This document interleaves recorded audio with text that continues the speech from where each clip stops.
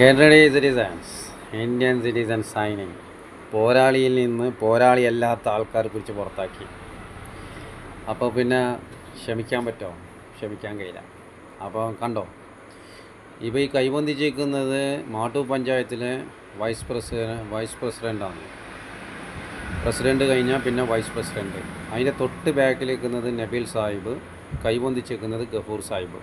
അങ്ങനെ നമുക്ക് നോക്കാം എന്താ പറയുന്നത്. അപ്പോൾ ശ്രദ്ധിക്കണേ.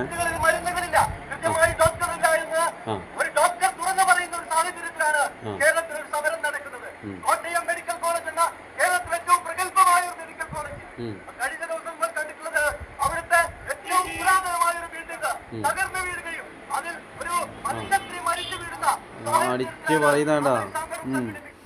നല്ലോണം പറഞ്ഞ് എന്തൊരു പറയലാന്നല്ലേ പറഞ്ഞ് കണ്ട വിചാരിക്കുമൊന്നും പറയണ്ട പറഞ്ഞ് അങ്ങനെ അടക്കേ അടുത്ത അങ്ങനെ ഇന്ത്യൻ സിറ്റിസൻ്റെ കേസ് കണ്ട മാട്ടൂൽ ആശുപത്രിയിൽ അതിക്രമം പ്രതി റിമാൻഡിൽ തന്നെ അപ്പോൾ ഇറങ്ങി. ജുഡീഷ്യറിയുടെ നല്ല മനസ്സ് കാരണം ഇറങ്ങി. അപ്രിഷ്യേറ്റഡ് ജുഡീഷ്യറി. ഈ മാട്ടൂലെ വൈസ് പ്രസിഡൻ്റാണ് കോട്ടയത്തുള്ള മരുന്നുകളില്ലാത്തതിനെ കുറിച്ചിട്ട് പറഞ്ഞത്. അപ്പോൾ മാട്ടൂൽ മരുന്നുണ്ടോ? ഇല്ല.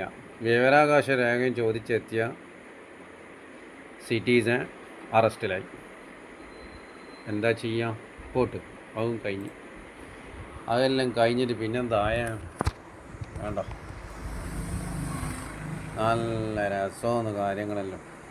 നിയമം ആരിക്കാൻ ചോദിച്ചാൽ പഠിച്ചവനോട് ചോദിക്കേണ്ടി വരും, ആരിക്കാ നിയമം.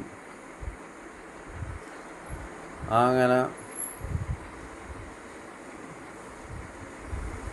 വർക്ക് ചെയ്യുന്നില്ലല്ലേ.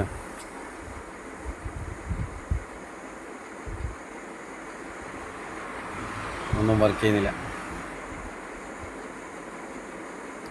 നോക്കട്ടെ, വെയിറ്റ് ചെയ്യാം.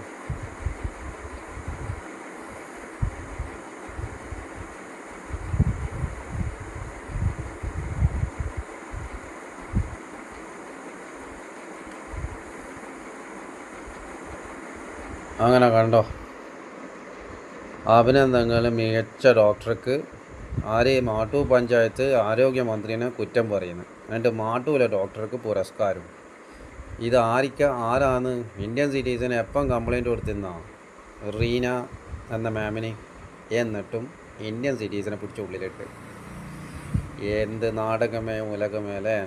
അപ്പോൾ ഇന്ത്യൻ സിറ്റിസൺ